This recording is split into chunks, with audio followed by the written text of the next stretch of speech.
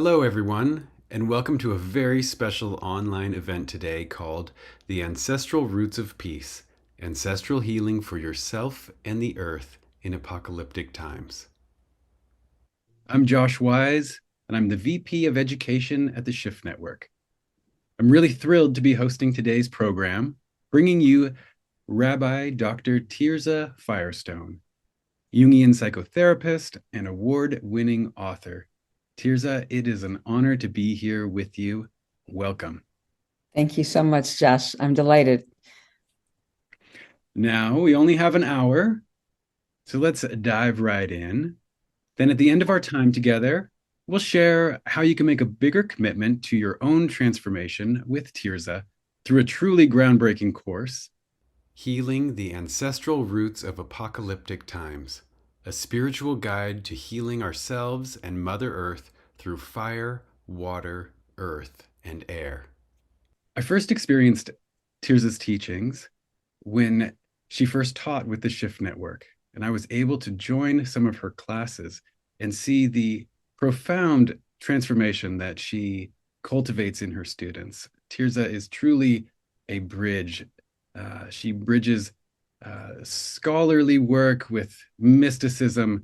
She is a bridge from the past to the present and to the future, helping us heal the wounds of the past and move forward with love, transmuting our wounds into beautiful healing possibilities. Before we get to the core of your teaching, I'd love for you to share, Tirzah, what is it that put you on the path to devote so much of your work, so much of your energy to this work? Thanks, Josh. It's really a delight to be here with you too. Well, I am a rabbi. I'm a Jungian therapist. I'm an ancestral trauma healer. But all of our work, I think, is really autobiographical. It's what lands us into our most passionate work. And I'm the descendant of Holocaust survivors. My mom escaped Nazi Germany in 1939, very barely. She left behind scores of family members who didn't make it. My American-born dad deployed to Europe in 1944, and he was present at the liberation of a death camp there in Europe. And the two of them were really deeply traumatized individuals. And it's really their trauma legacy that lives in me and equips me. I mean, trauma legacies are not only negative or pejorative, they equip us, they compel us to our most passionate work. And in my case, they bring me to this world with a mandate, if you will, to make the world better, to bring more peace, more protection, to protect the most vulnerable, our children, our animals, the earth. And my work as a psychotherapist and rabbi have taught me that this is really true for all of us, that our ancestors, whether or not we knew them, whether or not we knew what made them tick, they bequeath to us our mandate for how to live, maybe through paradoxically how they didn't live or couldn't live given their lives, but they give us that that that yes for what's important, for what values we want to cherish, we want to take on, and what we feel called to devote ourselves to. So I would say these last 10 years have been, especially as the world has been going in these increasingly fraught directions, my work has been to look at what is in the ancestral pipelines, both that can help us and also the things that we have to dismantle that have landed in us that are really kind of making us crazy. Wow.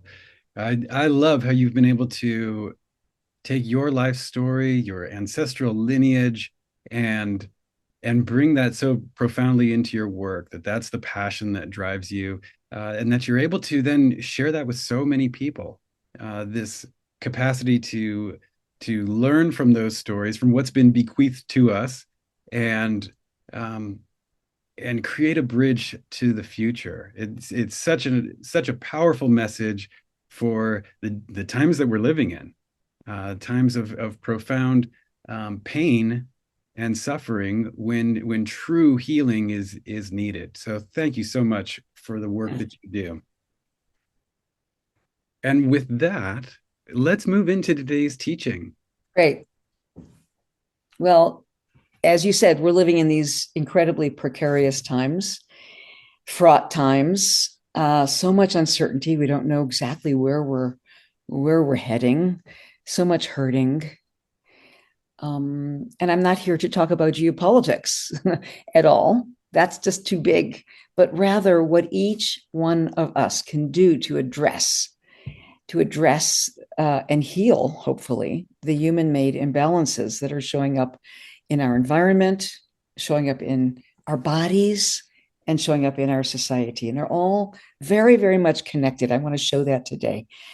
Paradoxically, as we go forward into the future, and the futurism, the scariness that's in the air today, it's so much unprecedented. Yet, one of the wisest things we could do is to go back into the archive, so to speak, of perennial wisdom, into the mystical wisdom of the ancients.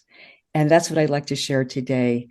The ancient mystics and the philosophers and the wise people, the alchemists, the Kabbalists from both East and West, they understood that the four elements, air, earth, fire, and water, they're powers that live inside of us, but they come from beyond our human timeline. In other words, they're archetypal, you might say, in Jungian language. They compose our world and our bodies. They're forces. They're forces.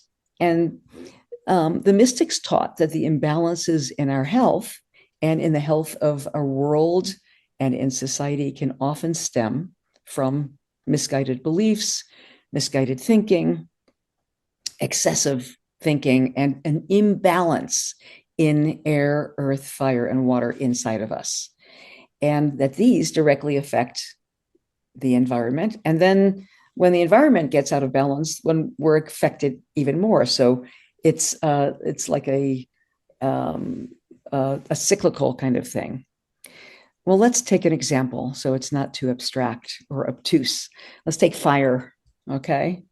I'm connected to fire. It's in my name, Firestone. I have always been a very passionate person. I know when my fire gets out of balance. I find myself screaming at other drivers. I get hair. My normal passion goes hot, right? In proper balance, fire is what? It's our passion, it's our creativity, it's our warmth. And when it's contained, and it's very important because we're going to do an exercise in a little while, when it's contained and when it's tended, fire warms our relationships. It feeds us, it nurtures us, it cooks our spiritual transformation, it helps our healing. If you have good fire, you're going to heal quicker. You're going to be more resilient, right? Now, Josh, you and I both live in the Western region of the United States, where we have to be ever vigilant of wildfires that go out of their container, out of control, and bring devastation and all kinds of destruction. It's really, really been scary these last few years. And the water element is at a low, right? Our physical rains and reservoirs are low. And water for the mystics and the doctors and philosophers has always been the liquid heart. The liquid heart, that's our tears, our grieving, our healthy grieving, our love. So that's more scarce. Now, socially, fire lives in our society. Fire lives as fear and anxiousness also in our temperament. In our bodies, it turns into what? Fire when we're overly hot. It turns into inflammation. And we now know, all the doctors are telling us, that inflammation, which is too much fire in the system, leads to so many diseases from cancer to Alzheimer's. So we want to bring our fire into balance. And looking more generally speaking, fire can easily be stoked, right, by misguided leaders as fear and hatred of the other. They're coming into our boundaries, our borders are not secure, all of that stuff. And that's certainly happening today. So we have environmental fire, we have physical health fire, we have in our society, the fire element needs to be brought into balance so it can warm and heal and transform us. Okay. So what I want to share today are some techniques. I told you I was a rabbi, but I'm an eclectic rabbi. I'm a pluralistic rabbi. I am fascinated by what's at the hub, what's at the kiss point, the meeting place of all the different mysticisms. And I have found that the ancient mystics from many traditions and the alchemists, I'm going to include those too, had techniques to keep our elements in balance, our ecosystem in balance. To them, the balance of fire and water, for example, made for health and vitality in our bodies, as well as in our communities. And so our human imbalances that, like I said, stem from misguided thinking can directly affect the environment. There's a great Chinese story. I'm just going to diverge and get off script for just a minute. There's a wonderful story about from ancient China about a rainmaker. And the Jungians love this story because it's so archetypal and so Taoist. As soon as he alights from his carriage, he comes from very far away, and the village had to pool all their money together to hire him, but they were in such dire straits because they hadn't had rain in months and months. Everything was dying. Everything was arid and dried out and cracked. So the rainmaker comes from far away and he alights from his carriage and he immediately asks to go to his quarters. They have a little cabin for him. And he stays there and he doesn't come out for many days. Well, where the heck is our rainmaker? We paid all this money for him. Finally, he comes out and it begins to rain immediately. Oh my God, the rain was so beautiful. It was exactly right. It was not too strong and not too light. It was just right. The people are overjoyed and they ask him, what did you do? And where were you all those days? And the rainmaker answers, when I arrived and I felt the air in this place, I started going out of balance myself. And I knew I had to meditate. It took all those days to put myself back in order, back in the Tao. And once I was back in order, then your air went back in order and the rain fell naturally. I love that. And it really talks about putting ourselves in order and how that can move the needle in our world. So that's from the East. But now I want to turn to my background in Jewish and Sufi mysticism, and where it's also understood that fire and water and all the elements inside our bodies need to be in balance. So in the most ancient book of Kabbalah called the Sefer Yetzirah, which in English translates as the Book of Formation, it tells us that there are three mother letters, Shalosh Imahot, three mother letters. The first, as you see here, is the Aleph. And the Aleph is this mysterious letter that doesn't have a sound because it's pure air. It's prana. For those of you who do yoga, it governs all the space, the air, the wind in the universe. And then we have the second mother letter is Mem. And Mem is the power of water. And you hear the Mem, It sounds like mama. It's water, it's liquid, it governs the water element, and it governs our heart, it governs our love, it governs our care, our empathy, all of the relationships in our world. And then finally, we have the third mother letter, which is shin. Listen to that sound, shin. And you look at this, if you look at this ancient letter, which is still used in modern Hebrew, you see the flames that are flaming up. So it's a very onomatopoeic letter, but it's also, it looks like fire. Now, in both Eastern and yogic philosophies in the West, so East and West, there's this idea that there are, I'm matching up, I'm going to weave back and forth from East to West.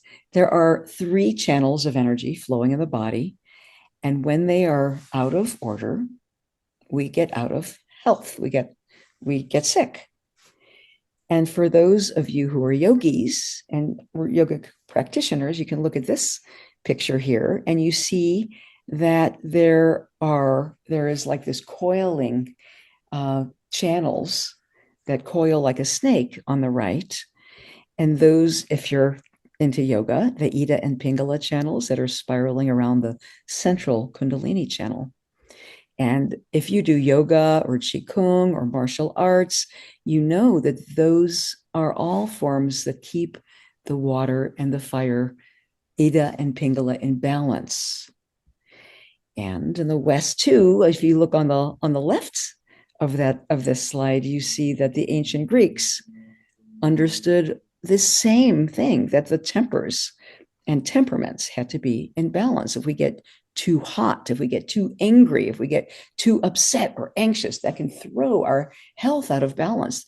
It has to be connected with self-love, self-care, and the liquid heart.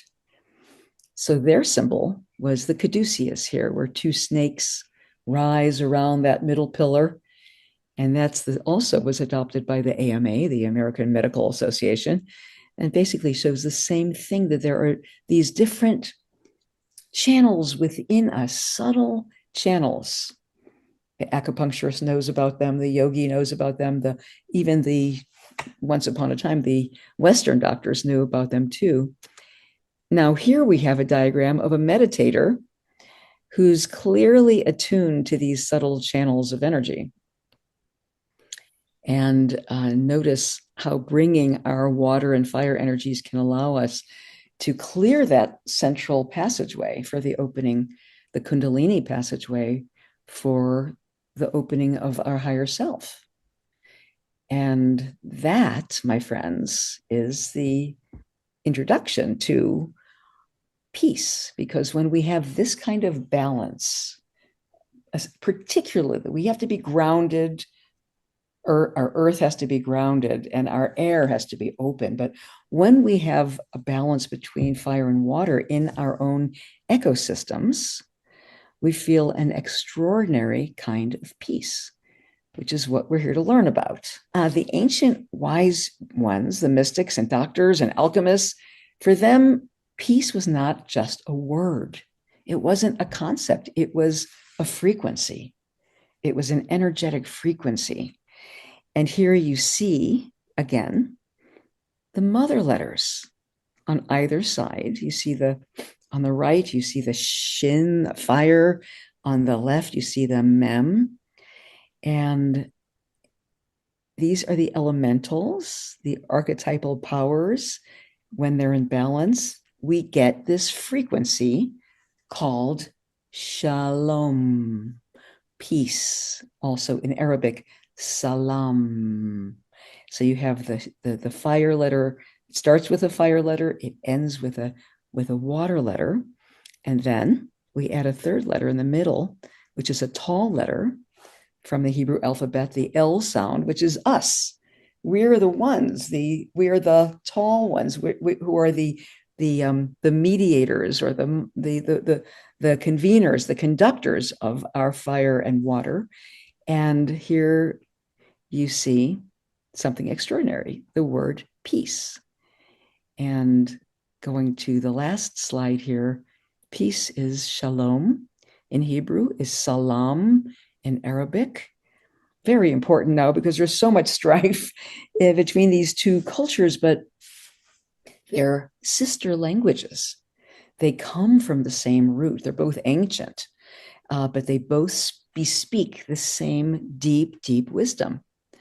Now, I'm not an Arabic scholar by any means, but I do know that peace in both languages, shalom in Hebrew and salam in Arabic, are understood to be powerful archetypal frequencies that are composed of water. I'm sorry, fire is the shin and ends with mem, the water, with the L, that's us in the middle, that tall central pillar that keeps the elements in balance. So the understanding of the mystics was, and still is, that peace is not just a word, it's a vibration. It begins inside our bodies, in our ecosystems. And you can understand that, peace mediators and diplomats and people who come together, if they're enraged, if they come with arms, if they come with all kinds of their hackles are up, there's no way that they're going to come to terms with one another. There has to be, truly has to be, that ecosystem has to be in peace. And for all of us to make peace in the world, our fire and our water needs to be in balance so we can emanate peace. Okay, so can we go on, Josh? Or am I waxing too long? No, this is perfect, and it's such important wisdom for our times. I mean, we live in such fiery times, and Yes. and to know that each of us has that capacity to find balance within, in order to help create balance in the external world, is such a powerful message, because sometimes these fiery times can feel overwhelming, Yes. absolutely overwhelming. So That's thank you right. so much. I love what you're sharing, and please continue. I'm just going to say, I'm going to take a little sip of water. L'chaim. Cheers to life, everybody. And in my classes, it's just interesting to note that when we talk about trauma, which is really the opposite of this frequency that we're talking about, trauma interrupts the flow, interrupts that balance, right?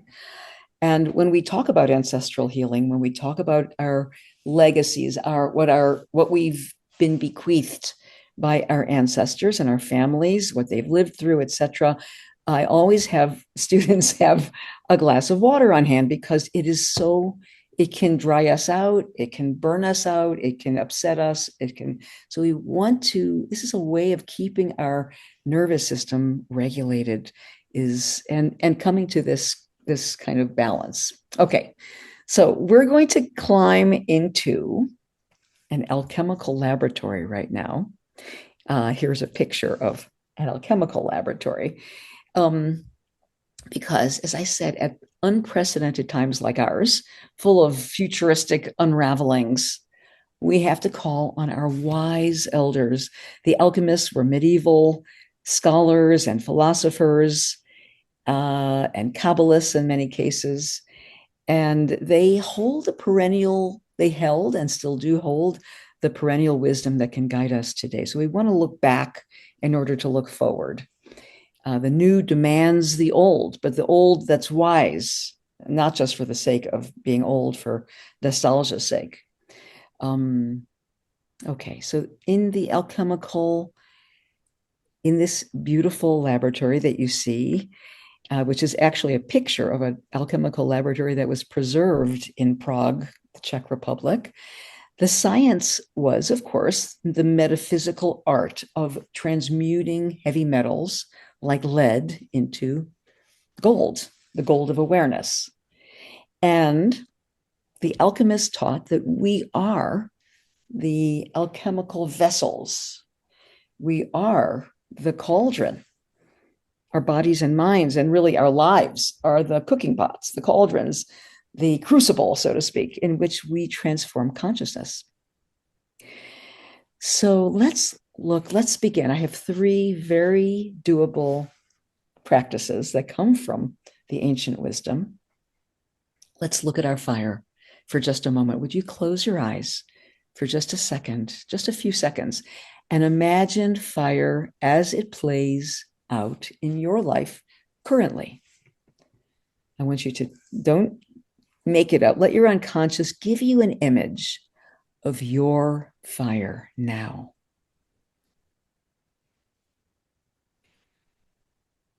And please trust the image you get.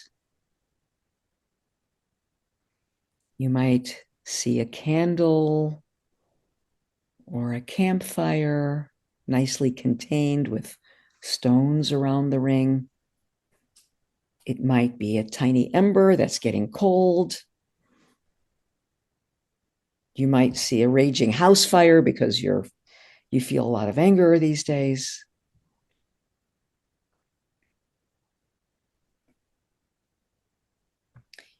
And now, seated, imagine that you are seated on a vessel, that you're sitting, that you're cooking.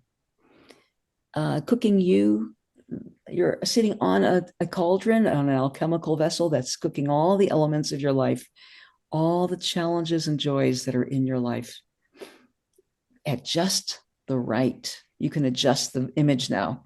Turn up the heat or turn it down, contain it if you need it contained, and imagine that you are the alchemical vessel of your life. You can open your eyes now. I like to rock my body in a circle in my seat. It's also very good for your low back. When we sit too long in front of our screens, make a clockwise circle, imagining just the right size fire beneath you.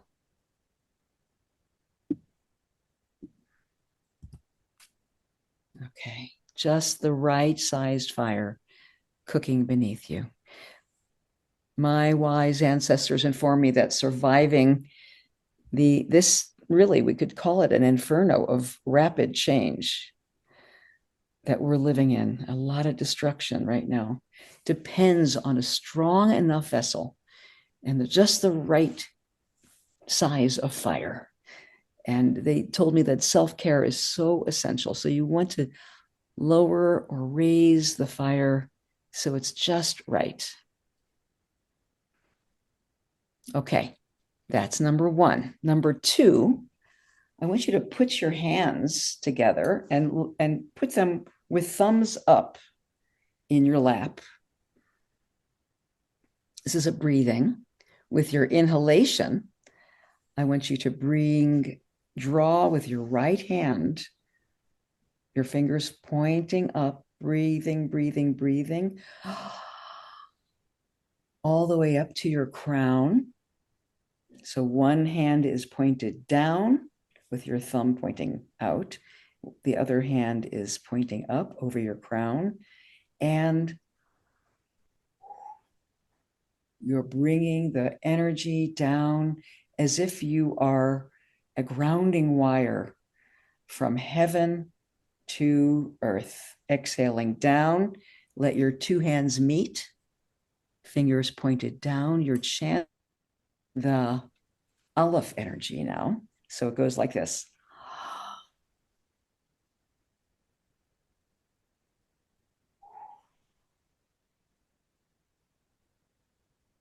All the way down your front middle column, your Kundalini channel down, and let it strike down with your left hand remains down and your right hand just almost strikes it down. Now you can, if you would like, be the lamed, be the L sound. So you're inhaling. I'm going to say la. Inhale up. Bringing down the barakah, bringing down the blessings, bringing down the powerful healing energy in your life. La. One more time. Inhale. La. Now, la in Hebrew means for her, to her, for her sake, for the sake of the world, for the sake of the earth, for the sake of the feminine principle, for the sake of the divine feminine. And this is a way of opening our middle channel, our heavenly corridor, to hollow it out and be conveyors, agents of healing and blessing in the world. We become conductors for the heavenly energies to come through us. So one more time, inhaling up, your left hand stays stationary, your right hand goes up, connect up and down. You are the conductor between heaven and earth. La, to her, for the earth, for her sake. Okay, take a breath. Feel that in your body.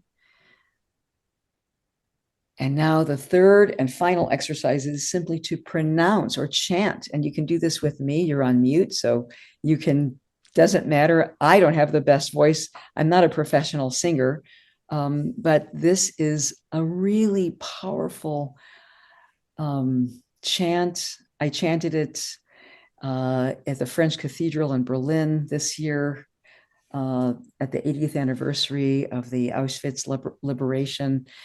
It was so powerful, putting salam, putting shalom out into the world.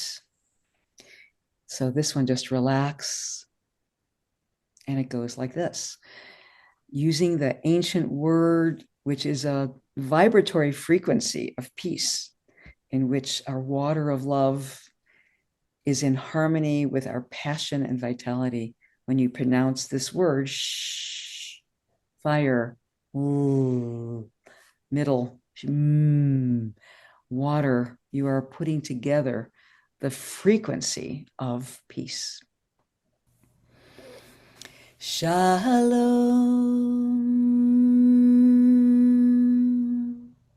shalom, shalom, shalom, shalom, shalom, shalom, shalom. Let's try salam. Salam. Whoops. Let's try that. Salam. Salam. Salam. Salam. Salam. Salam. Salam. Salam.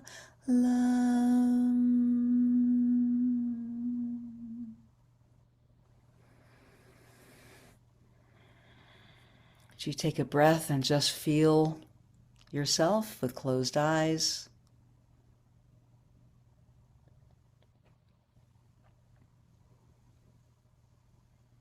Feel your nervous system, feel your level of relaxation.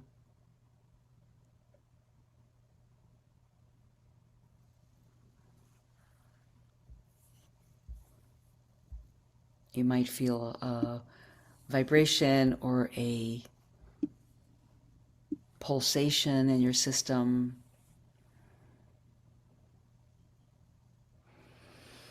This is a place that can regenerate us and our health. And when we come from this place, as the mystics understood, composing these ancient, wise languages, shalom, salam, we're putting ourselves back together in healthy ways so that we can serve better, serve our families, serve our communities, serve our world better. Thanks for experimenting with me and going along with these very ancient techniques. Thank you, Tirzah. When you said earlier that we can be that L sound, the la in the middle of shalom and salam, and that means to her or for her, I got the chills from head to toe. Or as my wife would say, the truth bumps. I got the truth bumps Yeah. just over my whole body. Um, just the simple, profound wisdom in our capacity to be that channel between heaven and earth, that bridge between heaven and earth, that grounding rod. Um, that rod at the center of the fire and the water, balancing these energies. Um, we see it all around us, the need to balance these energies, and we feel it in ourselves too.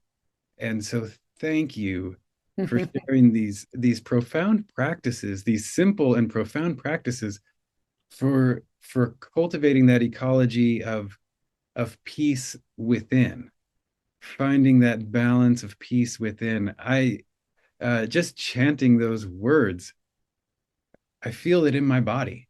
I feel a little more balanced than I did just a few minutes ago. I feel a little bit more at peace, and yeah, and so I'm really grateful that Great. you. Thanks for being game. Oh, I am game. I am game. I mean, this is what it's all about, and I think that this is what our ancestors are asking of us at this time. I think that you were referring to that earlier. What are we Yes. being called to do? Um, and to bring balance, to Yeah. bring peace to these very important times. So thank you very much You're for what so you. welcome, Josh. My pleasure and honor.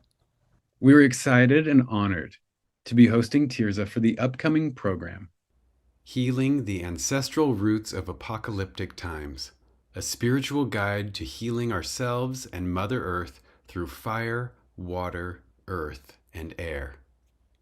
You can follow along with us at rootsofpeacecourse.com. Just type this URL directly into your browser, or you can simply click the link provided on the event page. This will be a powerful course that will, where Tirzah will guide you through rituals, guided meditations, ancestral healing work. It's an opportunity to really bring balance to your inner ecology. When you get on the page, just scroll down to the place where you see a headline that says what you'll discover in these 7 weeks. And first, I want to say how delighted we are to bring your work to our Shift Network community, Tirzah. You are one of our most beloved faculty members, and it is an honor to work with you. Thank you. This program is ideal for people who are looking to do this work of ancestral healing, who see the troubled times that we are living in, and who feel that, and are looking for ways to bring more balance to their own lives. And let's dive more into what this course is actually about.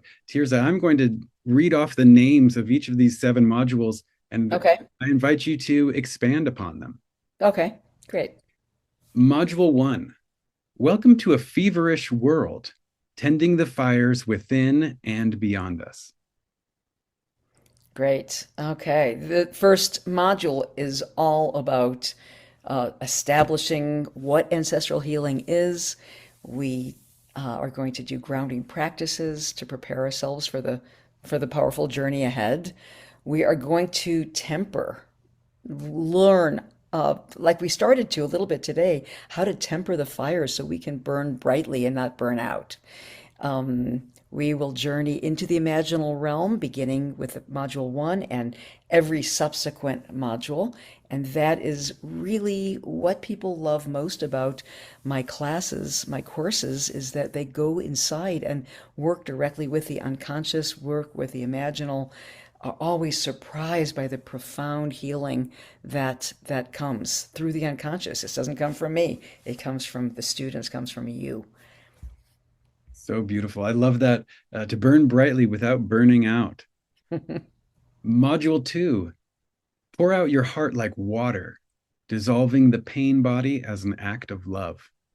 In the second module, we look to see that many of us are drowning in despair over the cascade of crises that engulf us, but we want the the medicine of water to heal us, and that is the medicine of tears, the medicine of love, the medicine of appropriate grief. We immerse ourselves in the living waters, and there's a beautiful imaginal exercise here in this module, and we talk about the power of grieving and what was it that our ancestors gave us in regard to sorrow, and how did we grieve over lost beloveds, and how we can learn and relearn appropriate uses of the water in the water element, both internally as well as in the world. Module 3, Ritual Practicum 1, Entering the Ancestral Halls. Now, there are two practicums in this course. This is a 7-week course, Module 3 and Module 7. And in this first one, we, having immersed ourselves in both fire and water elements thus far in our bloodlines, here we do core practices of ancestral connection. We uncover the legacies that have manifested in our families, such as shame and anxiety and fear, and we seek the wise and well ancestors to give us blessings. And in this particular module, very magical, a talisman from our spiritual allies to loosen the grip of the pain body in our families. Module 4, Air, Space, Clarity, Remembering the Look of Our Face Before We Were Born. Okay, now we're getting into a very, very deep spiritual stuff.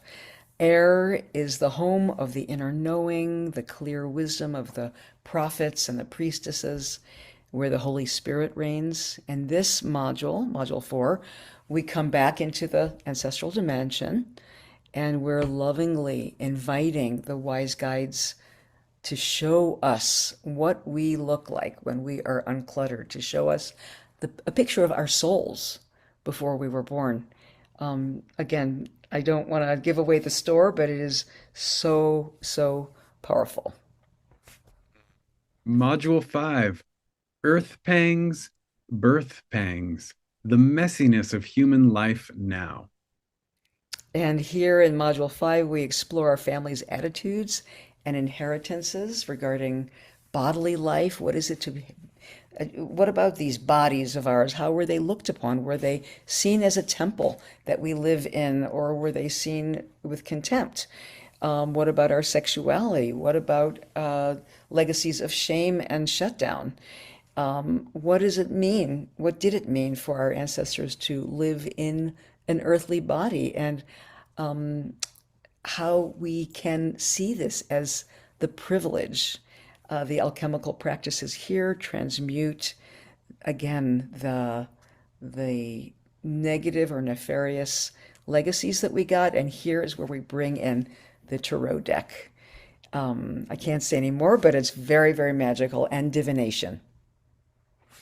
Sounds great. Module 6, Reclaiming Your Love and Kinship with the More Than Human World. Okay, in Module 6, I think this is my most beloved module because it's all about the more than human world, which means the creatures. It means the trees. It means, and particularly for me, my love of animals. We will be guided into deep realms of animal wisdom. We're going to tap the compassion that connects us to the animals whom we love so much. Animals are also ancestors. They give us wisdom. We can open those currents very easily when we know how to do it.